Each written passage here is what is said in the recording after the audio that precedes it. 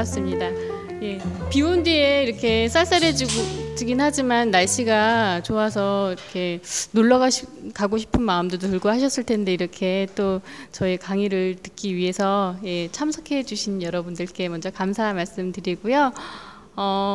제가 오늘 준비한 내용은 코디네이터의 역할이랑 그리고 또 코디네이터로서의 자질 그리고 상담 기술에 대해서 말씀을 드리는 시간을 갖도록 하겠습니다. 제가 얘기 듣기로는 코디네이터에 지금 관심이 있으신 분들도 계시고 또 준비하고 계신 분들도 계신 걸로 알고 있는데요. 제가 오늘 이렇게 준비한 내용들이 여러분들한테 도움이 많이 되었으면 좋겠다는 생각을 가지고 시작을 하도록 하겠습니다. 저는 2003년도에 코디네이터로 예치과에 입사를 하였습니다. 입사하기 전에는 평범한 직장 생활을 하다가 제가 하고 있던 일에 대해서 이렇게 무료함도 느꼈고, 그러니까 반복적으로 이렇게 계속되는 업무에 대해서 좀 이렇게 실증감을 많이 느꼈었고, 그리고 또 내가 10년 후에 과연 무엇이 되어 있을까라는 그런 고민도 많이 했었고, 또 이렇게 사람을 상대하는 일을 그렇게 좋아하지 않았었어요. 그래서 그러한 것도 좀 꺼려 했었고, 또 이렇게 인간관계에 있어서 좀 소극적인 그런 성격이었었는데 복합적으로 이렇게 고민을 하다가 병원 코디네이터라는 직업을 알게 되었고 그 직업을 선택해서 지금 현재 이 자리에 있는데요.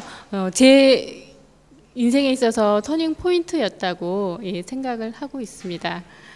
제가 이 강의를 준비하면서 이렇게 지난 8년 동안을 이렇게 뒤돌아봐 왔을 때 참 많이 그래도 제가 변화했다라는 생각을 제 나름대로 하고 있어요. 그래서 성격 같은 경우도 이렇게 사람 상대하는 그런 일들도 이렇게 고객을 응대하는 거기 때문에 적극적으로 많이 변했고, 그리고 또 이렇게 인간관계에 있어서도 이렇게 좀 더 이렇게 적극적으로 활동을 하려고 노력을 하고 있고, 또 이렇게 다양한 고객층을 만나다 보니까 이렇게 영향을 받고 또 이렇게 여행이나 그런 것도 많이 이렇게 하게 돼서 이렇게 세상을 보는 시야가 많이 넓어졌다고 느끼고 있습니다.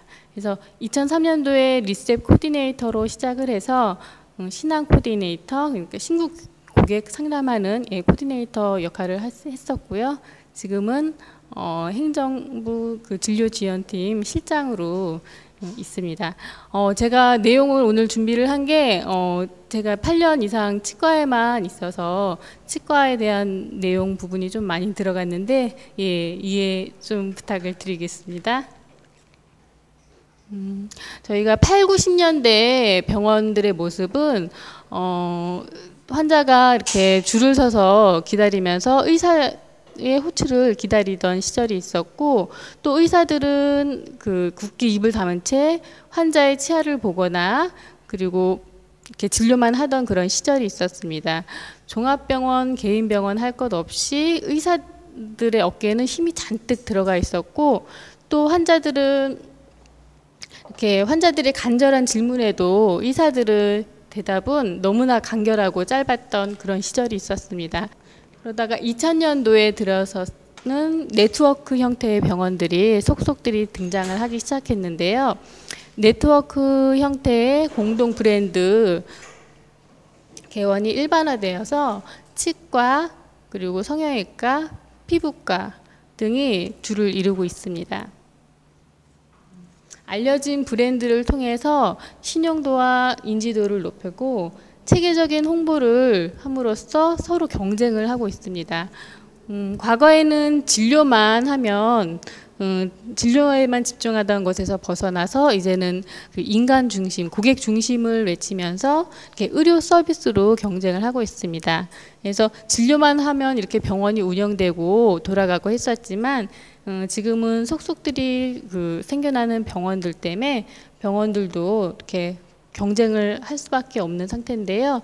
그만큼 서비스도 이렇게 친절한 서비스는 기본이고 또 이렇게 차별화된 서비스가 필요하게 됐는데요. 그만큼 저희 코디네이터의 역할들도 더욱더 필요성이 느껴지고 중요하다고 할 수 있습니다. 그래서 이제는 지금도 서비스가 좋지만 좀 더 업그레이드돼서 승무원이나 호텔 서비스로 업그레이드 돼야 한다고 생각합니다. 혹시 차움이라고 혹시 알고 계신가요? 예, 다들 알고 계시네요. 예, 차움은 작년 10월에 오픈한 걸로 알고 있는데요. 청담동에 이렇게 오픈한 안티에이지형 라이프 센터라고 합니다. 그래서 의료 건강 산업에 굉장히 혁신을 몰고 왔다고 하는데요. 병원이지만 병원이 아니고, 그리고 또 건강한 생활을 종합적으로 관리해주는 라이프 센터이면서 또 41명의 의사들이, 각 분야별 의사들이 상주해 있고, 그리고 또 국내 최고의 의료진들이 이렇게 의료진들과의 종합적으로 진료 네트워크를 형성을 하고 있다고 합니다. 규모도 굉장히 크다고 들었는데요. 규모는 의료시설, 그리고 스파, 그리고 수영장, 피트니스 센터, 줄기세포 보관센터, 그리고 체질별 맞춤 레스토랑, 찻집 시설을 갖추고 있다고 합니다. 그래서 동양, 서양, 그리고 대체 의학이 어우러져서 이렇게 트리플 검진으로 해서 미리 조기에 예비 질환을 찾아내는 그러한 시스템을 처음이 도입을 했다고 합니다. 그래서 입회비가 1억 7천만 원이라고, 그래서 굉장히 그 당시에 화제를 몰고 왔었는데요. 입회비가 1억 7천만 원이고 또 연회비가 있어서 연회비가 한 400만 원대라고 알고 있습니다. 저희 고객분들 중에서도 다니시는 분들이 계시더라고요. 그래서 그 차움의 검진 시스템은 한 방에서 이루어진다고 해요. 그래서 한 방에서 이렇게 고객이 있으면 의료진이랑 기계들이 이렇게 옮겨 다니면서 검진하는 시스템으로, 고객을 위한 그런 시스템으로 이렇게 변해가고 있습니다. 그래서 이제는 병원이 병을 치료하는 곳뿐만 아니라 안티에이징 그리고 건강을 위해서 편하게 이용할 수 있는 곳으로 바뀌면서 그만큼 코디네이터의 역할도 다양하고 이렇게 변화할 거라고 생각하고 있습니다. 네, 코디네이터란 무엇인가? 코디네이터는 의료 서비스 전문가로서 병원의 이미지를 밝게 하고, 그리고 또 차별화된 서비스를 하면서 병원 이미지를 홍보해서 고객분들이 편하게 찾아오실 수 있도록 만드는 역할을 합니다. 그리고 접수나 수납, 상담, 그리고 마케팅, 그리고 직원 교육 등을 하는 업무를 하고 있고요. 병원의 체인화로 인해서 병원 간의 경쟁이 더욱 치열해지면서 의료계 고객 중심의 서비스 개념이 확산되어 병원 코디네이터의 필요성이 더욱 커지고 있는 실정입니다. 병원을 찾는 고객의 마음은 건강해지고 싶은 마음을 갖고 또 불안감을 가지고 많이 내연을 합니다. 이러한 고객들에게 편안하게 해줄 수 있는 이미지를 주는 것이 코디네이터의 역할이기도 합니다. 병원 코디네이터는 의사와 간호사가 이렇게 진료에만 집중을 할 수 있도록 코디네이션 하는 역할을 합니다. 의사와는 소통을 지원을 하고, 그리고 직원에게는 환자를 위한 교육을 하고, 그리고 또 고객에게는 이렇게 편안한 진료를 받을 수 있게 서비스하고, 그리고 또 진료 받기 전까지 기다리면서 애로사항도 들어주고 또 고객의 입장이 되어주기도 합니다. 현재 예치과의 코디네이터 구성을 보고 계신데요. 우선은 예약이랑 신규 고객 상담, 그리고 직원 교육을 하고 있는 서비스 코디네이터가 있고요. 그리고 또 외국인 통역이랑 외국인 환자 유치, 그리고 외국인 마케팅을 기획하는 외국인 코디네이터, 그리고 고객 분석을 통한 홍보 마케팅을 기획하는 마케팅 코디네이터로 구성이 되어 있습니다. 글로벌화 되면서 이렇게 외국인 분들이 이렇게 좀 더 나은 의료 서비스를 받기 위해서 한국에 많이 들어오고 있습니다. 그래서 몇 년 전까지만 해도 일본의 한류 붐이 일면서 일본인들이 굉장히 많이 한국에 와서 진료를 받고 또 저희 치과에도 그 스타들이 많이 다니시기 때문에 배용진이 다닌 치과 해가지고 일부러 일본 분들이 찾아오셔가지고 그 진료받은 진료실에서 나도 받고 싶다라고 할 정도로 이렇게 외국인 분들이 많이 오시고 계신데요. 이런 만큼 이제는 의료 관광 코디네이터 쪽에도 많이 관심을 가지면 좋을 것 같다라는 생각을 하고 있고요. 저 개인적으로도 이렇게 외국어 공부를 지금 하고 있는데 의료 관광 코디네이터 쪽으로도 관심을 가져보면 좋을 것 같다라는 생각이 듭니다. 의료 관광 코디네이터는 입국, 출국, 그리고 진료 상담, 진료 지원, 그리고 관광 서비스를 총체적으로 맡고 있는 전문가입니다. 한번 의료 관광 코디네이터 쪽으로도 한번 생각을 해보시면 좋을 것 같고요. 예치과 안에서는 뭐든지 가능하다고 했는데 위생사 출신이 서비스 코디네이터가 되었었고, 그리고 또 예치과 안에서 치기공사로 근무하던 기공사가 마케팅 코디네이터가 되었습니다.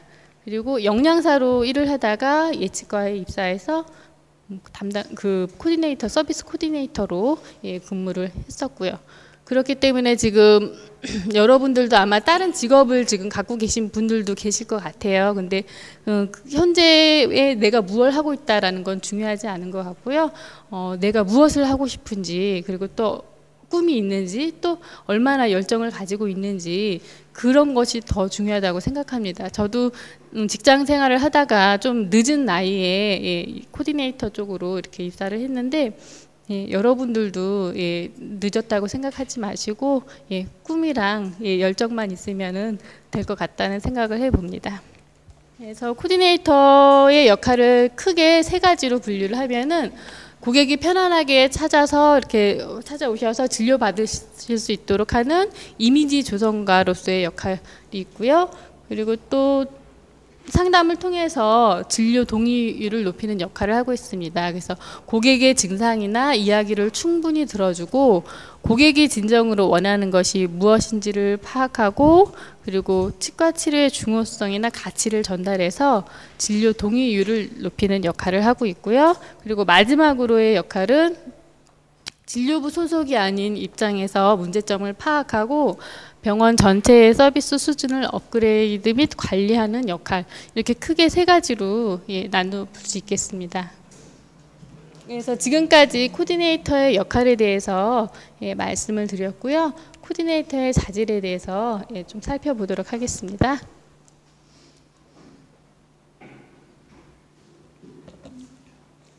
코디네이터가 되려면 여러 가지 요소들이 필요한데요.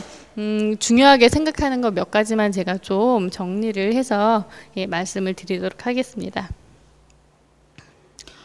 우선은 병원은 의료 서비스를 하는 곳이기 때문에 고객을 응대하고, 그렇기 때문에 서비스 마인드는 가장 기본적으로 갖추어져 있어야 된다고 생각합니다.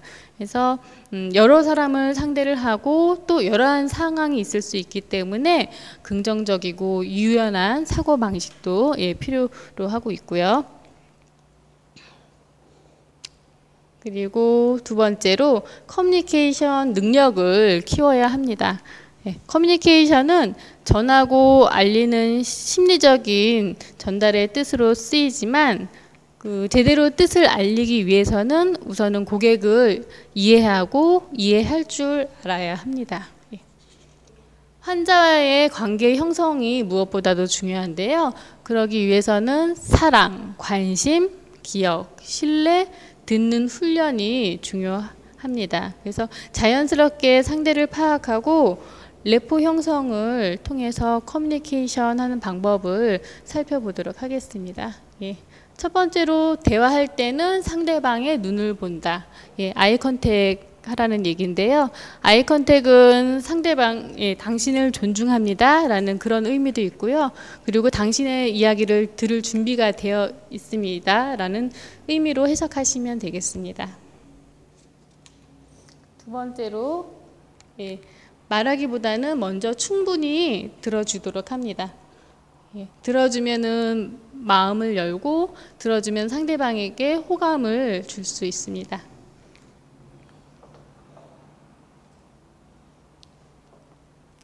적극적인 경청으로 인해서 상대방의 마음을 열 수 있겠죠. 그리고 세 번째로 상대방과 같은 입장에 대해서 자세 동작을 똑같이 취하는 걸 합니다. 그래서 이게 전문 용어로는 NLP 용어로는 미러링이라고 하는데요. 상대방이 하는 행동을 똑같이 따라하면서 상대가 미소 지으면 나도 미소 짓고, 그리고 상대방이 손을 들으면 나도 손을 들고, 마치 상대방이 거울을 보면서 얘기하는 것처럼 상대방이 오른쪽으로 고개를 까딱이면 나는 왼쪽으로 거울에 비춰지는 것처럼 그렇게 상대방이 귀를 만지면 나도 귀를 만지고 똑같이 이렇게 무의식적인 친밀감을 느낄 수 있다고 합니다. 같은 행동들을 하면은 무의식적으로 친밀감을 줄 수 있다고 합니다. 그리고 네 번째, 백트래킹인데요. 이렇게 상대방의 말을 경청을 할 때 그냥 단순히 그냥 경청하는 게 아니라 온 신경을 곤두세워서 경청을 하면서 말하는 중간중간에 상대방이 얘기한 핵심 단어를 이렇게 맞장구 쳐주듯이 이렇게 해주면은 상대방이 느끼기에 이 사람이 내 얘기를 잘 들어주고 있구나 라고 느낄 수 있고, 그러면 어느 때보다도 친밀감 형성은 쉽게 될 수 있습니다. 그래서 처음에는 어색하게 느껴질 수도 있겠지만 좀 익숙해지면 자연스럽게 대화의 한 부분으로 자리를 잡을 수가 있겠습니다. 그래서 백트래킹의 예를 들면은 통증 때문에 밤새 한숨도 못 잤어요 라고 이렇게 고객분이 얘기했을 때 의사나 우리 상담자는 한숨도 못 주무셨군요 라고 이렇게 받아줄 수 있고, 그리고 또 임시치아가 빠져서 아무것도 못 먹고 너무 불편했어요 라고 얘기하면은 정말 많이 불편하셨겠어요 라고 이렇게 자연스럽게 받아줍니다. 근데 이때 중요한 거는 주의해야 될 점은 너무 이렇게 상대방이랑 비슷하게 속도를 하다 보면은 상대방이 느끼기에 얘가 날 따라하나? 나를 흉내내나? 라고 생각해서 기분 나빠할 수 있기 때문에 눈치채지 않게 자연스럽게 하는 것이 중요하겠습니다.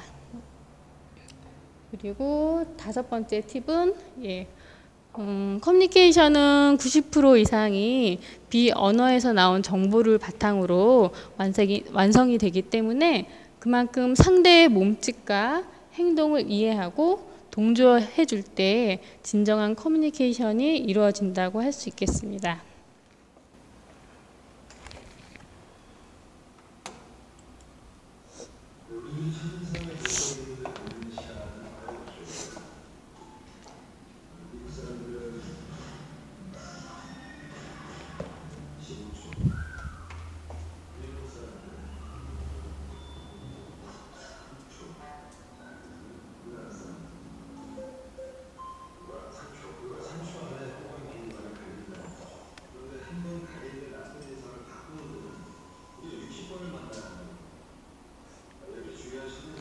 이번엔 이미지 메이킹에 대해서 설명을 드릴 건데요. 지금 보신 거는 몇 년 전에 장동건 씨가 화장품 CF 모델로 나왔던 동영상인데, 이 동영상에서도 보셨다시피 첫인상의 이미지는 3초 안에 결정이 된다고 합니다. 그래서 그만큼 외모에서 풍겨져 나오는 이미지가 첫인상의 중요한 결정 요인이라고 할 수 있겠는데요. 그렇다면 잘못된 이미지를 바꾸기 위해서는 60번의 만남이 필요하다고 하는데, 그러면은 병원을 찾는 고객에게 좋은 첫인상을 주고 좋은 이미지를 주기 위해서는 어떻게 해야 될까요? 이 그래프에서도 보시면 아시겠지만 고객들은 외형적인 부분, 외모적인 부분에서 가장 큰 호감을 느낀다고 합니다. 그래서 성공을 위한 이미지를 만들기 위해서는 시각적인 요소부터 바꿀 필요가 있겠는데요. 호감 가는 첫인상은 타고나는 게 아니라 만들어가는 거기 때문입니다. 그래서 5가지 시각적인 요소에 대해서 살펴보면은 용모, 표정, 그리고 인사, 자세, 대화입니다. 그래서 호감 가는 이 요소들을 통해서 호감 가는 이미지를 만들고 병원을 대표하는 이미지들을 만들기 위해서 여러분들도 노력을 하셔야 될 거예요. 그래서 예치과에서도 매일매일 용모 점검을 하고 있고요. 그리고 밝은 표정을 위해 스마일 엑서사이즈도 같이 하고 또 인사 교육도 꾸준하게 실시하고 있습니다. 그래서 여러분들도 이 5가지를 토대로 한번 이 기준으로 이미지 메이킹을 한번 시도해 보시기 바랍니다.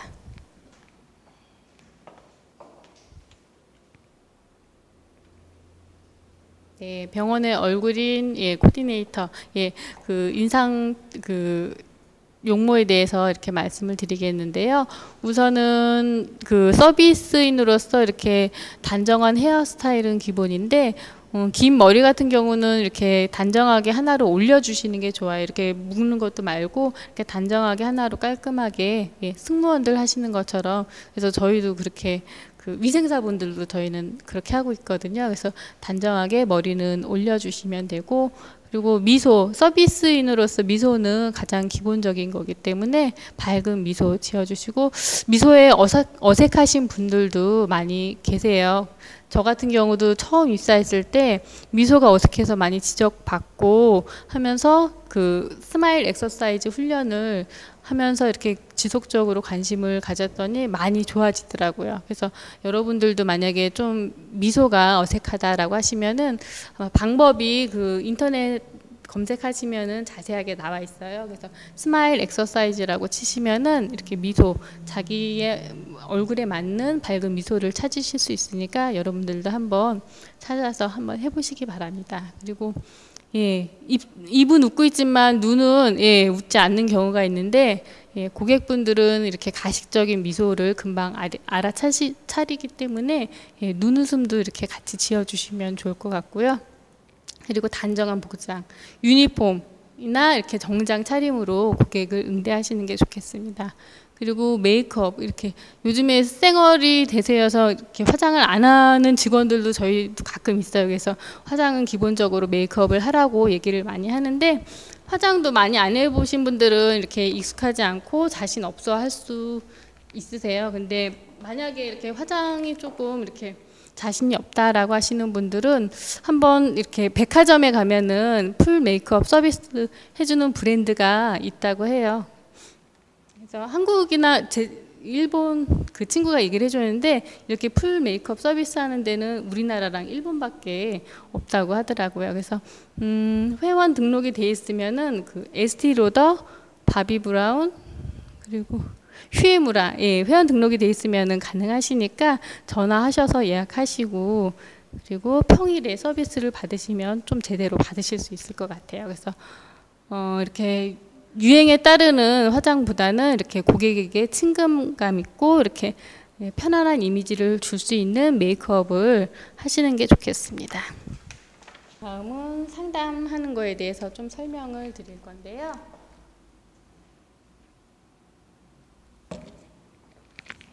병원에 오시는 고객분들은 긴장한 상태에서 오시고 하기 때문에 상담 과정이 좀 기계적으로 느껴지시지 않게 따뜻하고 상냥하고 감성적인 아놀로적인 접근이 필요하겠습니다. 그래서 감성적인 상담법에 대해서 같이 한번 살펴보도록 하겠습니다.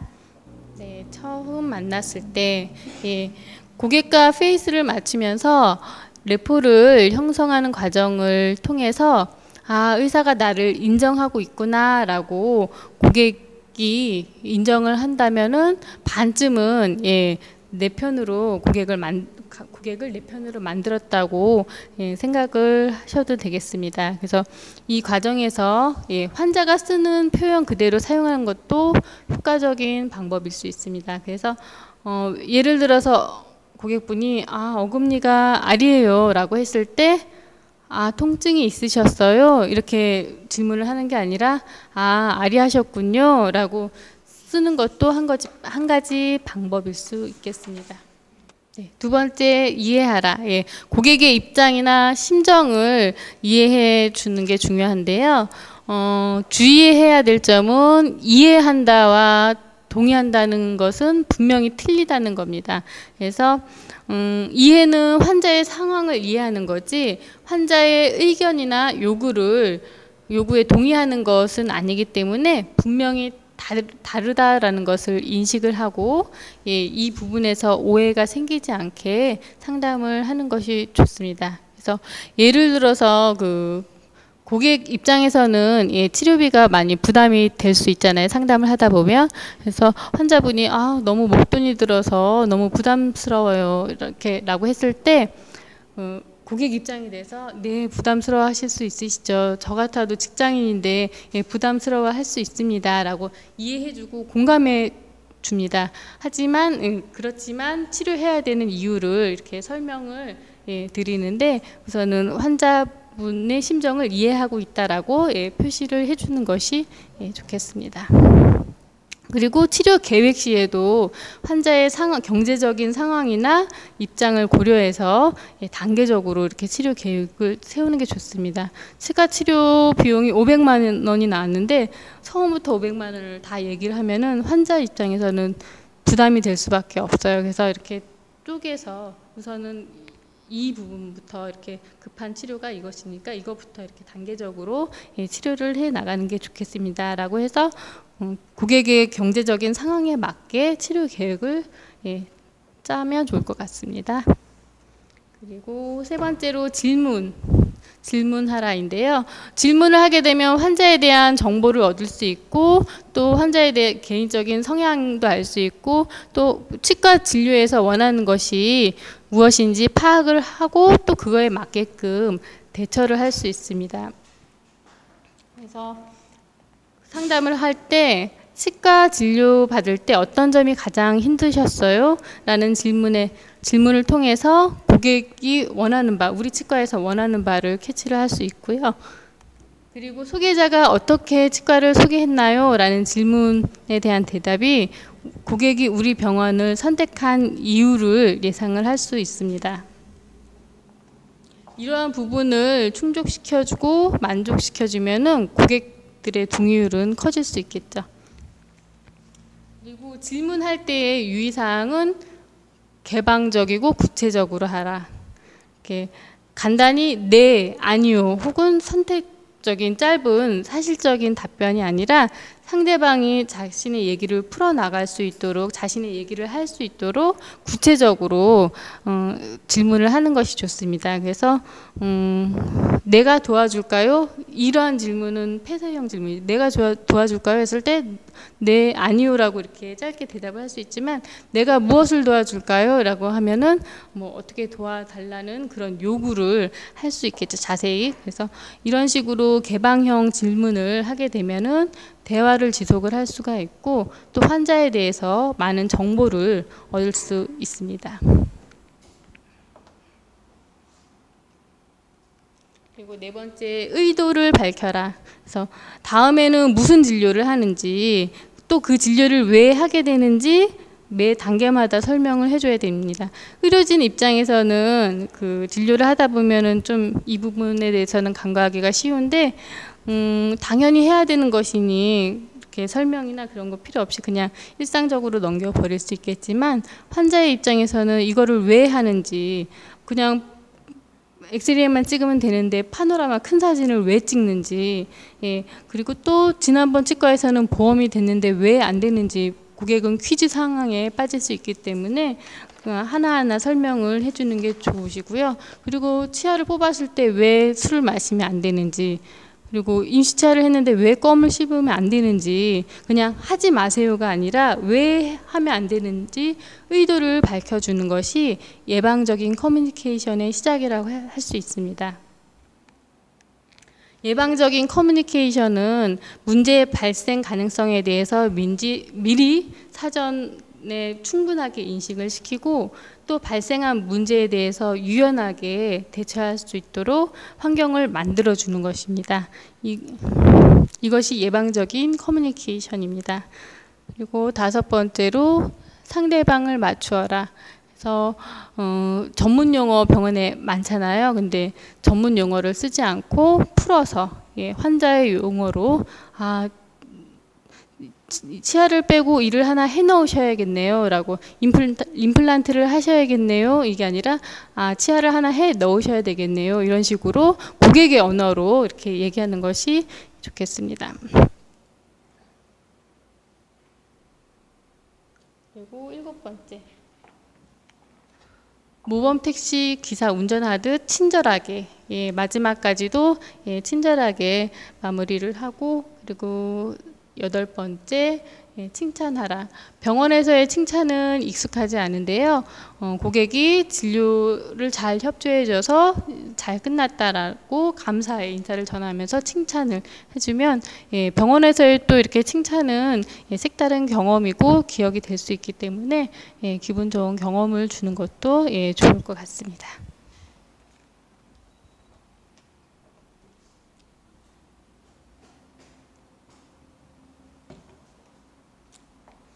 보통 상담자들은 고객과의 커뮤니케이션을 하고 있다고 생각하지만 거의 대부분 프리젠테이션을 하는 경우가 대부분이라고 합니다. 그래서 커뮤니케이션은 관계 형성을 하는 것을 간과한 상황에서 내용을 전달하다 보니까 벌어지는 상황이고, 동의어를 이렇게 올리는 데는 조금 이렇게 어려움이 있을 수 있겠습니다. 그래서 내가 무엇을 말했는가와 무엇을 전달했는가는 확실한 차이가 있습니다. 그래서 고개를 끄덕끄덕인다고 다 이해를 하거나 그러는 건 아니기 때문입니다. 그래서 제대로 커뮤니케이션을 하기 위해서는 보편적인 내용을 전달을 하는 것이 아니라 상대방을 진정으로 이해하고 그리고 이해시키는 것, 즉 감성적으로 접근을 해야 됩니다. 그래서 감성적인 커뮤니케이션이란 레포를 찾고 친분을 형성하며 서로가 같은 감정을 느끼는 상태를 얘기합니다. 그래서 필요에 의해서 하는 것이 아니라 원에서 하는 것으로, 그러니까 니드에서 원트로 바꿔주는 것이 중요하고요. 이것이 바로 성공적인 상담이라고 할 수 있겠습니다. 고객을 응대하고 상담을 하다 보면은 이렇게 성향을 분석할 줄 알아야 되는 게 굉장히 중요해요. 상대방의 성향이 어떤지를 알아야 상대방을 이해를 할 수 있습니다. 간혹 이상한 행동을 하거나 저 사람 왜 저래 라고 이렇게 들 때가 있는데, 그 사람의 성향을 이해하고 파악을 하고 있다면은 그 사람의 행동도 이해를 할 수 있습니다. 그래서 보통 성향은 4가지로 나눠요. 주도형, 분석형, 온화형, 표현형, 이렇게 나누게 되는데, 주도형 같은 경우는 안 되면 되게 하라. 그리고 지시적이고 약간 공격적인 성향이 강해요. 주도형의 직업, 가장 많은 직업군이 어떻게 되는지 혹시 아세요? 어떤 부분에서 많을지 혹시? 선생님. 예, 선생님도 있고요.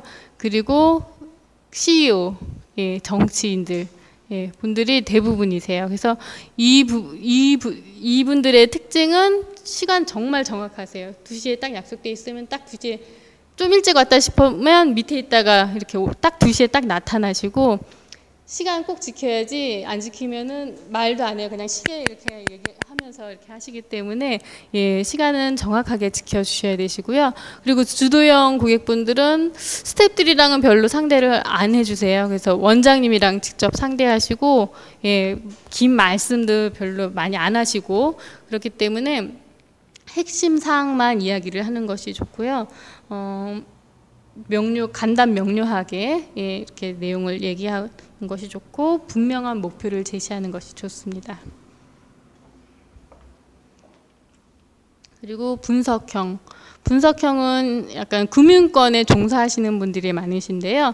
믿을 수 있는 것은 오로지 데이터예요. 그래서 이분들한테는 정확한 수치로 얘기하는 걸 좋아하고, 또 응대할 때는 예의 바르고 부드럽게 응대하고, 또 질문에는 논리적으로 답변하고, 정확하지 않은 거는 답변을 안 하시고 정확한 것에만 답변을 하시는 게 좋으세요.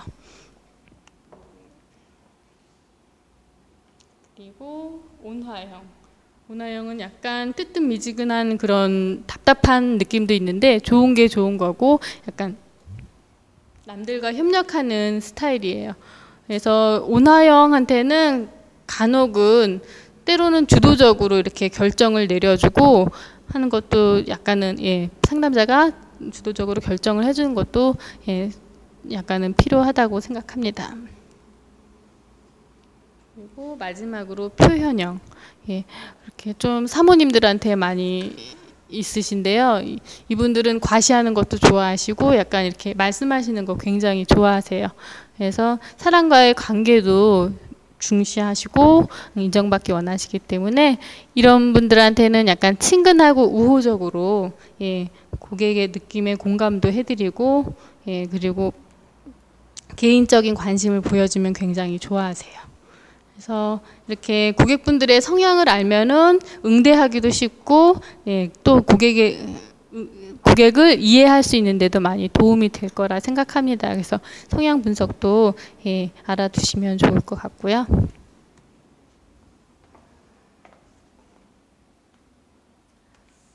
코디네이터로 입사해서 이렇게 일하다 보니까 치위생사와의 갈등도 조금은 예전에는 있었던 것 같아요. 지금은 괜찮지만 이러한 것들이 다 이렇게 서로의 업무에 대해서 이해하지 못하고 공감하지 못하고 해서 발생이 되는 것 같은데 서로의 업무를 존중해주고 이해해준다면은 갈등이나 그런 것도 줄어들고 또 이렇게 소통이나 그런 걸 통해서 감성적으로 해결을 하면은 많이 줄어드는 것 같습니다.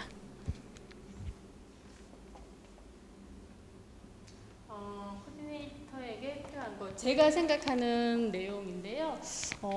저는 우선은 외국어를 기본적으로 하나씩은 했으면 좋겠다라는 생각을 갖고 있고요. 왜냐면은 의료 코디네이터를 대비해서 하나씩은 영어든지 일본어든지 중국어든지 하나씩은 하시면 좋을 것 같다라는 생각을 했고요. 그리고 외국인을 상대를 하려면은 그들의 문화에 대해서도 많이 알고 있어야 돼요.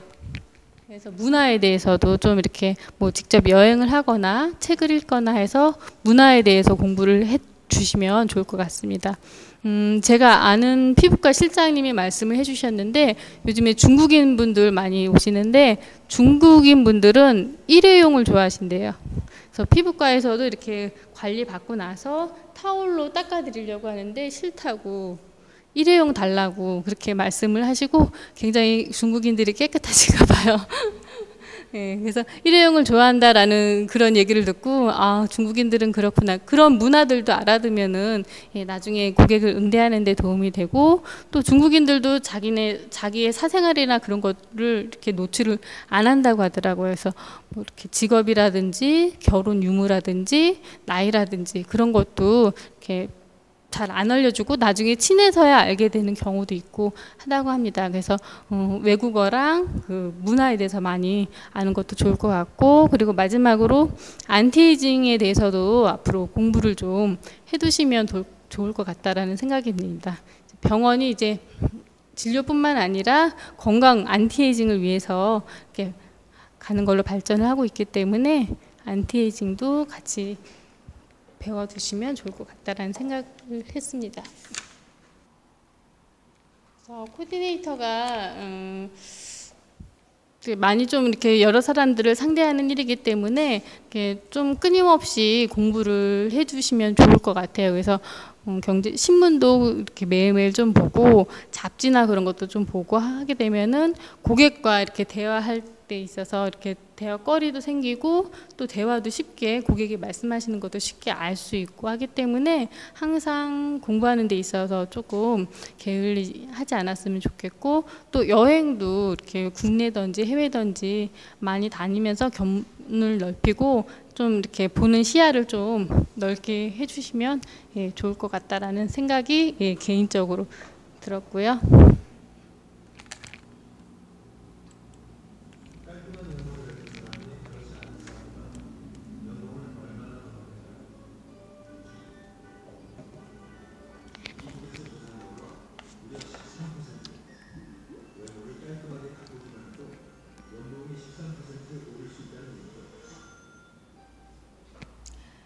네, 어느 사이트 보니까 코디네이터 닥터들이 가장 궁금해하는 것이 뭘까라는 그런 설문조사를 한 게 있었는데 연봉도 많이 궁금해하시는 것 같아요.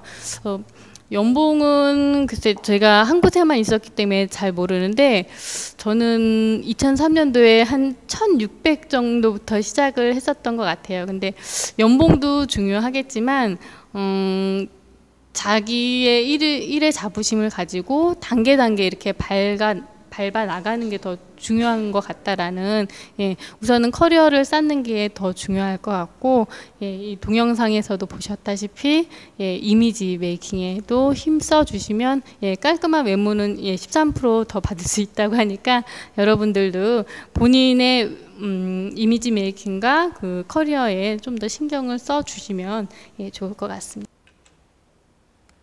마지막으로 비전에 대해서 말씀을, 예, 좀 드리겠습니다. 여러분은 꿈을 가지고 계신가요? 10년 후에 내가 무엇이 될 건지, 예, 좀 세워두신 분들이 계신가요? 네. 목표를 가지고 일을 하는 것과 아무 목표 없이 일하는 것은 큰 차이가 있습니다. 그래서 꿈이 있어야지만 장애물이 있어도 방향을 잃지 않을 수 있고요. 예치과에서는 1년에 한 번씩 전 직원들이 대표 원장님과 비전 미팅을 하고 있어요. 그래서 1년 후, 3년 후, 10년 후 무엇이 되고 싶은지, 뭐 일적인 부분뿐만 아니라 개인적으로 또 경제적으로 내가 어느 정도까지 이룰 건지 그러한 계획들을 세워서 원장님이랑 공유도 하고 그리고 또 조언도 듣고 하는 그런 1년에 한 번씩, 예, 비전 미팅을 하고 있습니다. 하고 싶은 것, 되고 싶은 것, 뭐 자격증을 뭘 따겠다라든지 돈은 얼마 정도 이렇게 모아두겠다라든지 이러한 거를 구체적으로, 너무 터무니없이 이렇게 10년 후 막연하게 하는 것이 아니라 단계적으로 비전을 세워주시면 좋을 것 같고요. 앞으로 5년 뒤에는 내가 뭐 일본에서 뭐 컨설팅을 할 수도 있겠고, 예, 상담을 할 수도 있겠고, 강의를 할 수도 있겠고, 그럴 수도 있고, 뭐 7년 후에는 뭐 아프리카에서 봉사를 할 수도 있겠고, 이러한 꿈들을 가지고 계시면 좋을 것 같고요. 마지막으로 이 사진은 제가 2008년도에 그 일본에서 그 신안 상담하는 과정이랑 상담 강의랑 시뮬레이션을 한번 한 적이 있었어요. 그래서 여러분들도 5년 후에는 이러한 모습이 담긴 사진을, 예, 찍을 기회가 있을 수도 있으니까 여러분들의 꿈을 한번, 비전을 한번 잘 세워보시기 바랍니다. 끝까지 들어주셔서 감사합니다. 네. 네, 궁금하신 거나 질문 사항 있으시면, 예, 질문해 주세요.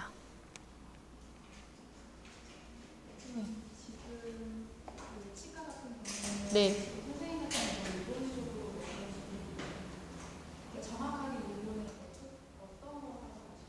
저희 예치과가 몇 년 전까지만 해도 이렇게 일본 의사들이 많이 저희 예치과의 성공 그 사례를 보고 이렇게 많이 배우러 오셨어요. 그래서 의사들이 많이 배우러 이렇게 세미나로 오셨었고, 제가 간 거는 이렇게 그 일본의 그 덴탈 마케팅 회사에서 이렇게 일본 위생사나 코디네이터를 대상으로 한번 강의를 했으면 좋겠다라고 해서 요청이 들어와서, 예, 이렇게 갔었던 경우였죠.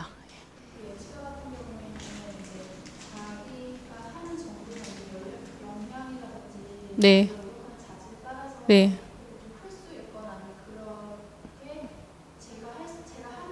네.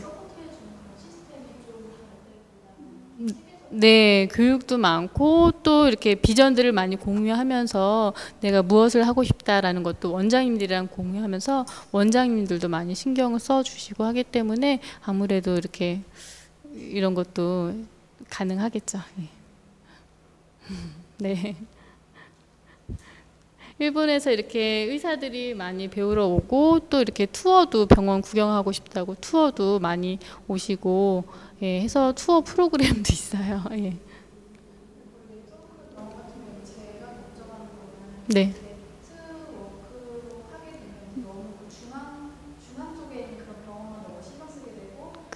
음, 음, 그렇죠. 예, 네, 예, 네, 예. 음, 아무래도 네트워크나 그런 게 약간은 그러한 시스템이 더 잘 되어 있는 것 같아요. 그리고 저희는 또 메디 파트너라는 네트워크를 관리하는 회사가 같이 붙어 있어서 좀 더 그런 게 좀 쉽게 가능했고요.